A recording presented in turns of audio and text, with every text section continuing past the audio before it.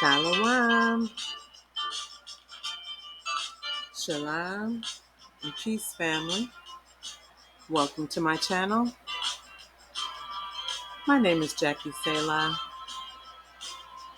and this is my series that I call Beacon of the Week. My intention with this series is to just say thank you to my brothers and sisters who are doing the work. See, we don't have to get information about our ancestors, our history from other folks when we have our very own researchers, uh, teachers, and scholars, and just people who are inquisitive. Um, we have them to do the research. And so for me, I rather get my information from my own because his story is a lie. All right. So with that being said, let's go ahead and move on. Beacon of the Week is a series that I started in the spirit of HaWah. I want to say thank you and give a shout out to my family, the Indelible Brews, the Tenacious 12, the Unstoppable Nagas, the copper-colored Indigenous Americans, and the fresh and flourishing children of the Most High. All right, so this week, y'all, I have what I call a heavy hitter. This is a channel that I came across pretty early on, right around the same time. I came across Carrie Mayo. I came across 432 Drop. I also came across this channel. This brother here does some spectacular work. And I just really want to say thank you. And before we do that, you know what we got to do. We got to say fair use. This is the fair use disclaimer. Under Section 107 of the Copyright Act of 1976, it allows for fair use for purposes such as criticism, comment, news reporting, teaching, scholarship, and research. But there is only positive commentary here. So, fair use. All right, so let's go ahead and find out who this week's beacon is. Are you ready? This week's beacon is none other than the Tawab Ak, UBTV.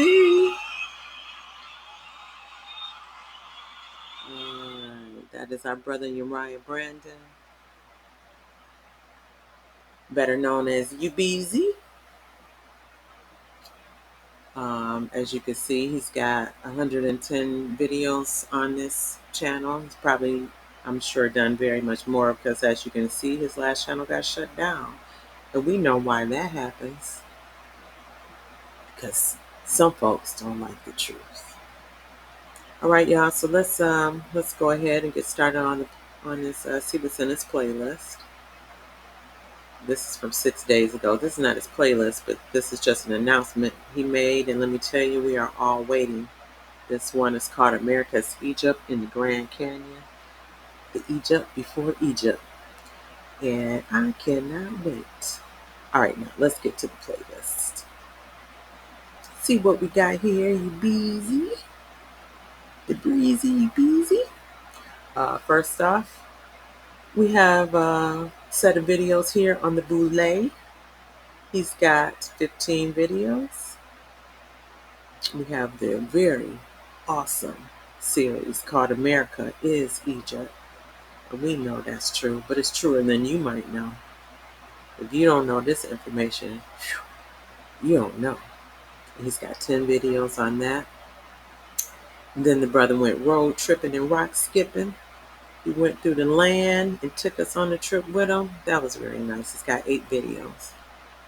Next here we have Smartest Beast in the Field. He's got 12 videos on that. I love that series. I'm actually rewatching some videos from this series right now. Well, not right now, but you know. Next, he's got a video. It's called Time Lies. And if you know what I know, when we talk about the liar, he lied about time, places, faces, identities, all kinds of stuff, right? So Time Lies. Check it out. And it's got the Holy Heist with 4 videos. And then last but not least, Lost at Home with 9 videos. All right, so that's Brother's channel, UBTV. Go ahead, subscribe. When you watch his videos, like his videos if you like them, which you will. Share his videos. Share the knowledge. Okay? All right, so I've picked out a few videos that I just want to show you a little bit to give you an idea of our brother's content. This very first video is one from his America is Egypt series. This is episode 7. And let's get it. Let's just go ahead and let the act pop off. All right, y'all, let's go.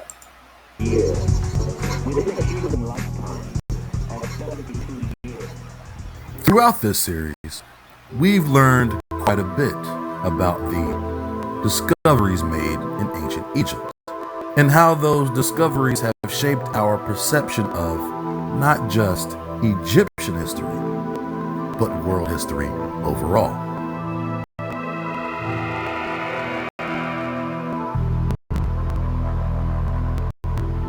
But let's be honest, everything about this subject that we have learned thus far has indeed been a manipulated construct of elite institutions of deceit.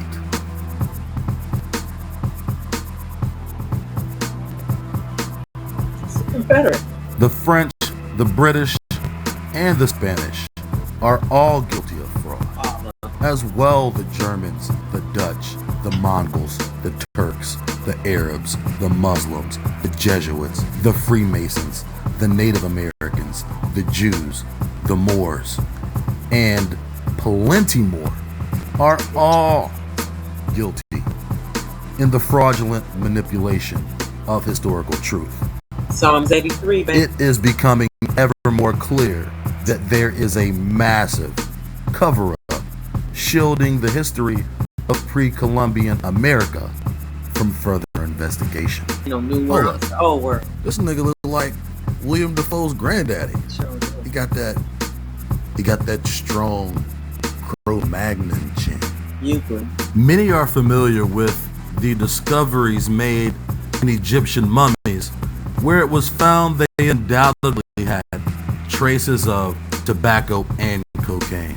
This flipped the world of Egyptology upside down because, of course, America was undiscovered and any pre-Columbian contact is denied by all historians. Even if traders, just as today, might have made all sorts of exotic claims for the source of their products, there is nevertheless clear evidence of ancient contacts as far east as Syria and Iraq. They also extended north into Cyprus, south into Sudan and Somalia, and west into Libya. But America? To the majority of archaeologists, the idea is hardly worth talking about. Wonder why. The idea that the Egyptians should have travelled to America is overall absurd. I don't know of anyone who is professionally employed as an Egyptologist or anthropologist or archaeologist who seriously believes in any of these possibilities, and I also don't know anyone who spends time doing research in these areas, because they're not perceived to be areas that have any real meaning for the subjects. For you. I don't know what it is, but I hate this guy's face. Yeah, me too. Just want to punch him right in that calcified muff pouch. Yeah, I would like to punch him in the face also. And it really looks like he's been punched in the face many, many times. Look at him. He's got a face for punching. Why was the mere contemplation of voyages before Columbus or the Viking crossings to America thought to be some sort of curse? Why? It was in 1910 that a group of early anthropologists began to theorize that the stepped pyramids in Mexico might not have been the invention of American Indians. Could the technology have come from the other side of the Atlantic Ocean, from Egypt, where there were also stepped pyramids? Weren't there more step pyramids over here? So why would it come from there? But there's more over here. After spotting other transatlantic similarities, these anthropologists began to argue that all civilization was invented in Egypt, and later handed down to what they regarded as more primitive societies. The implication that old world culture was superior was thought acceptable at that time.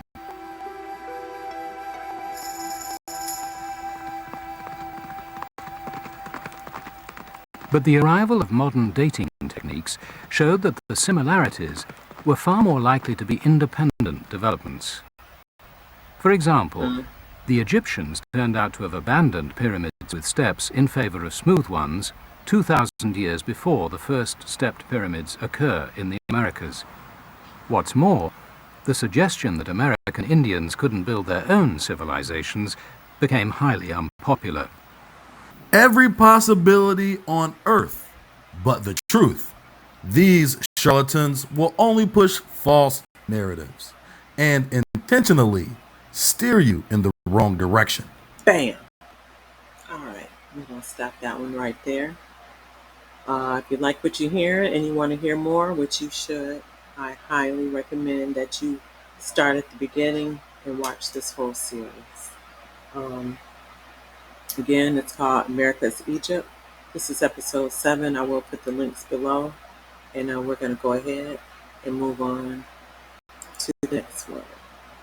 This one is called Lost at Home, the true history of so-called Black Americans.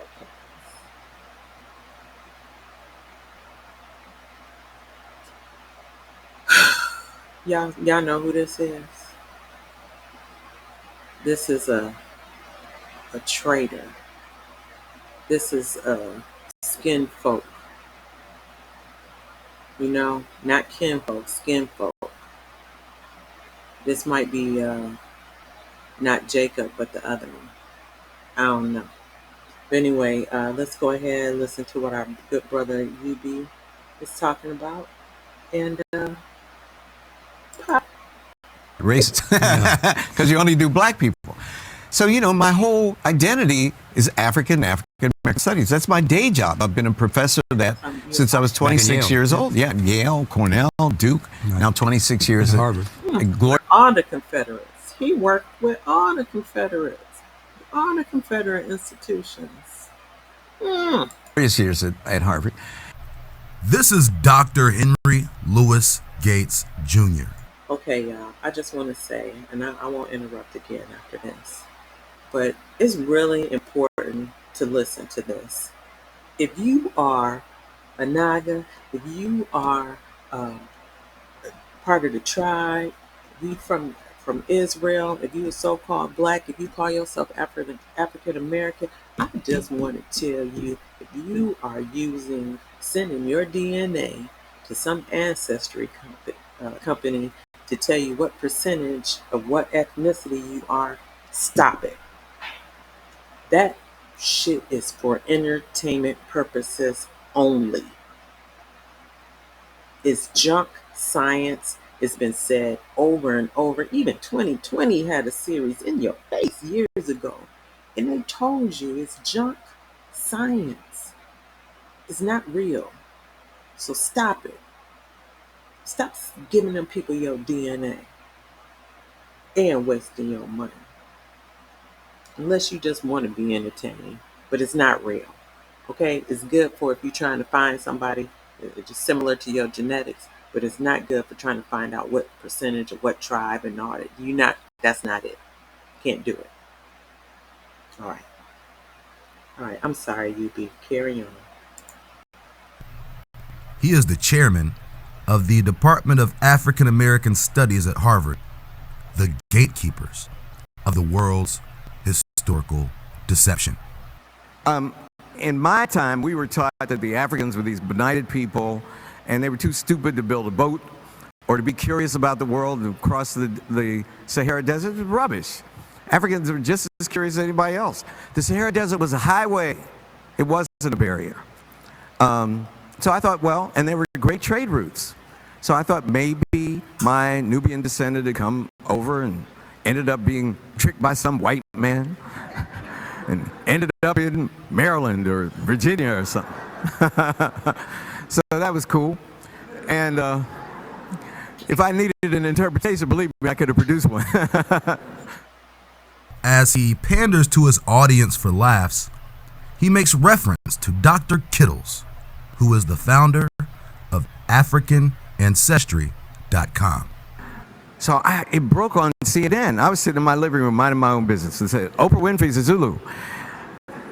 So I called Rick Kittles. And I said, Rick, did you tell Oprah she was a Zulu? He goes, no, man. She made that up herself.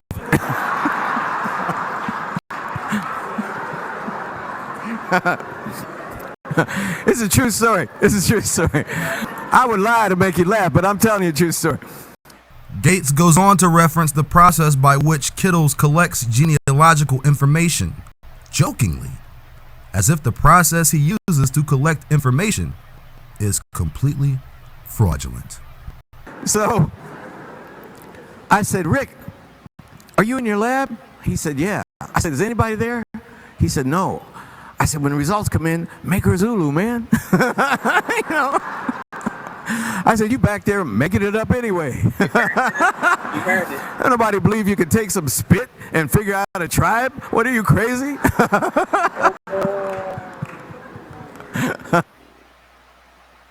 You heard it. You heard it. All right, like I really was going to let this one play for a while, but I'm not. I'm going to stop it right there.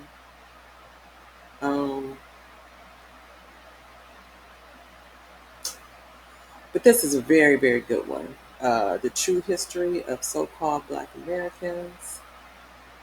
This is from the Lost at Home series.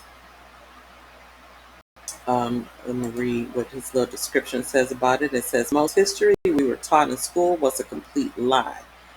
And this lie is a mechanism of control and deceptions.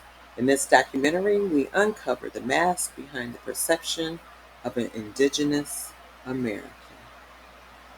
All right, so there you have it. I'll have the link below. And let's go ahead and move on to the next.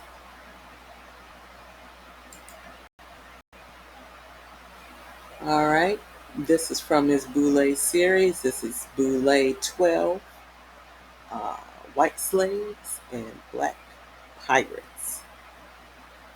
It says this episode is about more than just the Boule, as we pivot across the world to highlight one of the most hidden truths in history: Black pirates and white slaves. Did all the so-called slaves in the West Indies really come from Africa? And how long has race been a determining factor in a person's freedom? We take a deeper look into slavery in the Caribbean, Irish immigrant servitude, and the white slave trade that occurred in Europe and Africa. How did I sound, y'all? All right, y'all, ready? Ready? Let's go. Boule, white slaves and black pirates. Just make sure. Okay, let's go. Of slavery, as we know it, is a complete lie. If we were to believe the accepted narrative, only so-called black people played the role of slave, and only so-called white people played the role of slave trader. As we have detailed several times throughout the series, not all black people were slaves, and in fact, there were numerous wealthy families of free colored people, for whom we have previously discussed, and far more we haven't. The characteristic of using the term white to describe a free Caucasian European distinguishing itself from other classifications of race does not enter the historical record until nearly the year 1700. What was a white person in 1600? Nobody knows. What did the word American mean in 1800? What did the word American mean in 1900? What did the word fat mean in 1895? What did the word fat mean in 1995? Where did the word glizzy come from? If you check Charlton's Web or the Urban Dictionary, they'll tell you it used to mean gun, but now it means hot dog. Yet, I got a feeling that it may transition into something else. Therein lies the problem with language. It can change overnight. Today it means this, tomorrow it means that. Words like black and white in terms of race were never created to describe ethnicities of people, but rather social classification. In fact, most so-called white people prior to 1700 were either classified by either their nationality or religion, and sometimes bloodline, but never skin tone. Classification through colorism was distinctly a concept of colonization used as a methodology for reclassifying indigenous identity for the purposes of writing Americans out of their own history. If they all believe they were brought here as slaves from across the world, they'll teach themselves to hate their homeland through their shared bondage and hardships and yearn for an imaginary place they think is home. Therefore, they'll never defend America like it's their home because they all believe they're from somewhere else. I hope y'all looking at this. You're seeing this. The prospect of being taken from somewhere else across the world hits a lot differently than the prospect of being captured on your own homeland. Look. No doubt the colonizing heathen knew this, which was one of the main facets of his installation of the Virginia slave laws and black codes. Interestingly enough, most, if not all of these codes were created before the influx of so-called Africans into North America. So, in reality, who are these codes written for? Now, the answer to this question isn't as clear as it may seem to be on the surface. Obviously, these codes were written for captured Indians, but quiet as kept, they were especially written for free Indians, also known as free blacks, also known as free people of color. The term free people of color is an amalgamation between a free Indian and a free European of some sort of mulatto, dark, or swarthy skin tone. This point can't be emphasized enough. Not every indigenous American or so-called black was a slave. In truth, there has always been a significant portion of the so-called black population in America who had never been enslaved. Despite this fact, the official academic narrative of black indigenous Americans exclusively begins with the transatlantic slave trade and African slave identity. This narrative furthermore imposes the idea that all blacks misnomered as African Americans, especially in the South, only became free after the Civil War. Another idea based upon a fallacious foundation. From these fallacious foundations birthed several organizations, one of which, the American Colonization Society and their Back to Africa movement, which established the country of Liberia in West Africa. The strategies of dealing with so-called blacks largely depended on which flag they were arrested under and what territories they were imprisoned from, or what treaties their tribes made. The British, Dutch, Spanish, and English had various ways of dealing with their interrelationships with Indians.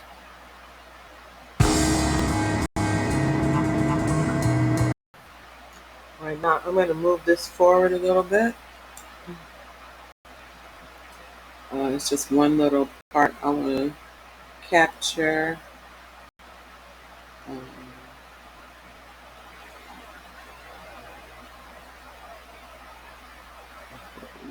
close on out of here. Let's see. Okay, I'm going to go right there. I just want you to hear about just one little part, this event here. Of St. Kitts. Got sidetracked a little bit. Continuing, the Europeans acted by getting the Indians intoxicated at a party before returning to their village. That's some shit they do, by the way. Before they even try to set up a deal, they just gonna get you intoxicated. The Europeans acted by getting the Indians intoxicated at a party before returning to their village, where 120 were killed in their sleep. The following day, at a site called Bloody Point, with a ravine known as Bloody River, over 2,000 Caribs were massacred. By 1640, the remaining Caribs not enslaved on St. Kitts, Nevis, and Antigua were removed to Dominica. So they killed 2,000 Caribs. We don't know exactly how many they enslaved. But we also know by 1654, according to Code Noir out of the Louisiana Law Review, there were at least 12,000 slaves in St. Kitts. So they massacred all of the natives and then imported slaves from Africa? Make it make sense. But there are people right there. I mean, if they were going to import somebody from somewhere, wouldn't they import the people on the closest continent? Probably not. Apparently they sent boats all across the ocean. Continuing, these quotes are from the History of St. Kitts and the book Swords, Ships, and Sugar. Damn, say that fast. Swords, Ships, and Sugar. Sure. All right, y'all. So I'm going to stop that one right there. So once again, this one is from the Boule series called White Slaves and Black Pirates. Get a full understanding of what was going on. When we talk about Europeans, please be aware that there were black Europeans. Black Europeans came over here, and some white. But don't get it twisted. And the white folks were slaves. And then they also had some black folks from slaves from Europe. That's how they came over. So, I mean, there's a whole history here that you really need to get straight if you're at all interested in truth. I'm saying keep Torah, that's the most important thing. But then all truth is. So the truth about our history, we're going to make it known. The Most High made all this information available for a reason. So dig on it. All right, so that's I wasn't going to show this one. This is actually something that I was watching on my own. But once again, let's go back to the channel. This is our brother UBTV. I wish that I could have shown you more.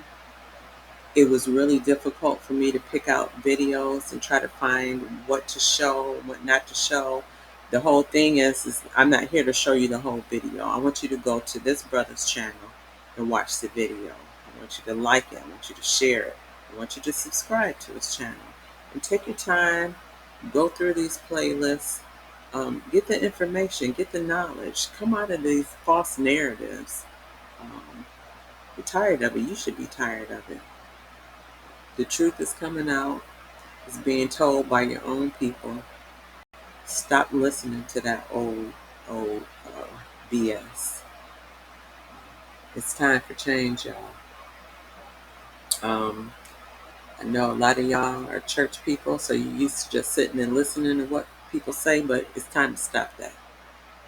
We have to do our own research. We have to use our own minds. We have to question that old narrative and go in it knowing that we've been lied to, up and down, back and forth, left and right, right to left. Right? All right, so once again, this is our good brother UBTV. That is Uriah Brandon. Please like, subscribe, share his videos, learn. So we say, thank you, Ak. Thank you very much. We appreciate all that good work. All that good work.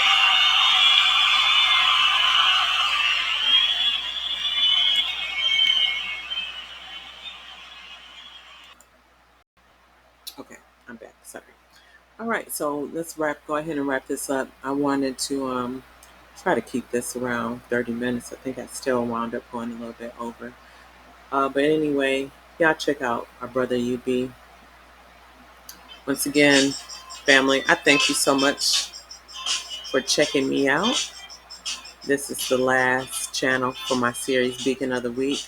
I'm going to do a wrap up next week. I want to encourage everybody to keep doing your research, keep learning, unlearn, learn, share the knowledge. Man, come on, let's tribe up, y'all. Let's tribe up in this truth and keep it going. All right, so that's it.